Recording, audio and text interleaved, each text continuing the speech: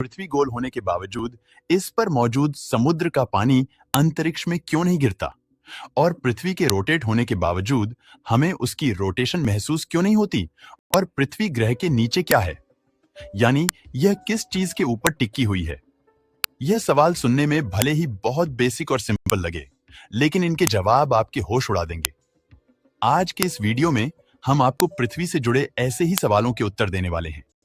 अगर पृथ्वी के नीचे कुछ है ही नहीं, तो आखिर ये एक ही जगह पर कैसे टिकी हुई है?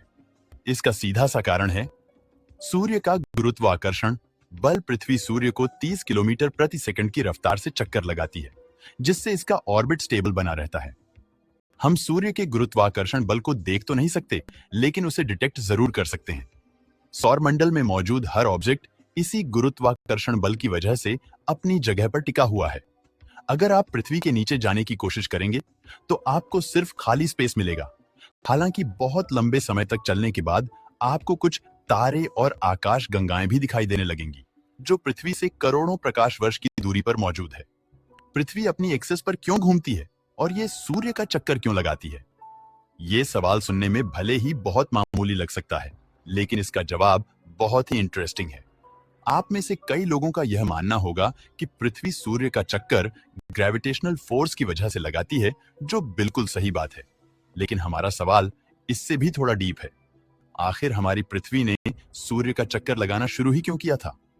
इस सवाल का उत्तर जानने के लिए हमें सौर मंडल के शुरुआती समय में जाना पड़ेगा, जब हमारे सौर मंडल की जगह एक बहुत बड़ा धूल और गैस से बना हुआ बादल मौजूद हुआ करता था, जिससे वैज्ञानिक सोलर नेबुला के नाम से बुलाते हैं। इस सोलर नेबुला के केंद्र में कुछ गतिविधियां हो रही थी, जो आगे चलकर हमारे सूर्य के निर्माण का कारण बनने वाली थी। केंद्र का गुरुत्वाकर्षण ज्यादा होने की वजह से धीरे धीरे वहां मैटर कलेक्ट होना शुरू हो गया, और उस बादल के केंद्र की डेंसिटी बढ़ने लगी, और एंगुलर मोमेंटम को कंजर्व करने के लिए बादल का केंद्र अपनी ही एक्सिस पर रोटेट करने लगा। एंगुलर मोमेंटम अगर आपको नहीं पता, तो बता दूं कि एंगुलर मोमेंटम किसी भी घूमते हुए ऑब्जेक्ट के मोमेंटम को कहते हैं। जैसे जैसे किसी चीज का द्रव्यमान बढ़ता है, लेकिन उसकी रेडियस कम होती है, वैसे वैसे उस ऑब्जेक्ट की रोटेशन स्पीड तेज होने लगती है। उदाहरण के लिए, जब बैलेरिना जब घूमती है तो अपने हाथों को अंदर की ओर फोल्ड करती है, तो अचानक से उसकी रफ्तार बढ़ जाती है। वहीं जब अपने हाथों को थोड़ा सा बाहर निकालती है, तो उसकी रोटेशनल स्पीड कम होने लगती है। इसी चीज को एंगुलर मोमेंटम कहा जाता है। सोलर नेबुला के केंद्र में मैटर इकट्ठा होने की वजह से उसका भी द्रव्यमान बढ़ता जा रहा था। एक समय ऐसा आया जब उसके केंद्र ने रोटेट करना शुरू कर दिया, जिसके परिणाम स्वरूप पूरा बादल ही रोटेट होने लगा, और सोलर नेबुला का केंद्र हमारे सूर्य में कन्वर्ट हो गया, और उसके आसपास मौजूद बादल एक प्लैनेटरी डिस्क बन गया, और हमारे ग्रहों का निर्माण होता है। सूर्य के बनने के कुछ ही लाख सालों बाद हमारी पृथ्वी का निर्माण भी शुरू हो गया।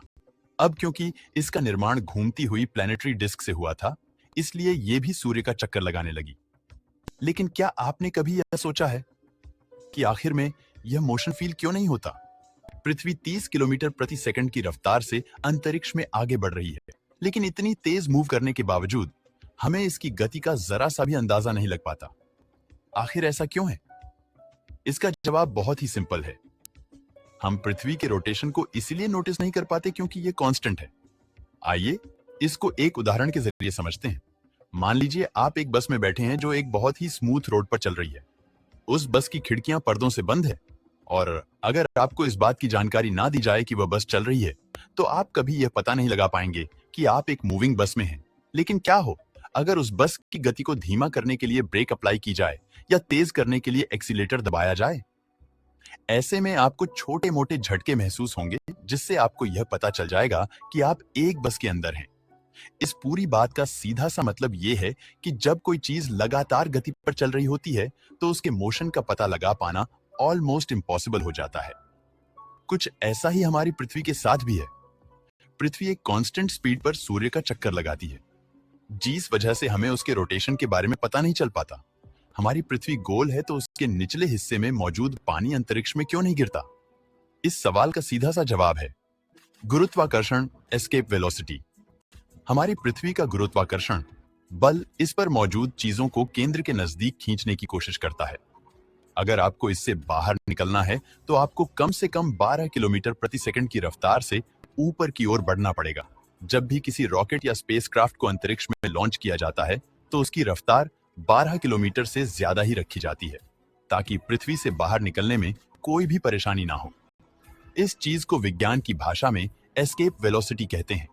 पृथ्वी पर मौजूद समुद्र इसकी सतह से चिपके हुए हैं, जिस वजह से इन पर बहुत भारी मात्रा में गुरुत्वाकर्षण बल अप्लाई होता है। इसी गुरुत्वाकर्षण बल की वजह से पानी अंतरिक्ष में नहीं गिरता। आशा करता हूं कि इस वीडियो से कुछ नया सीखने को मिला होगा।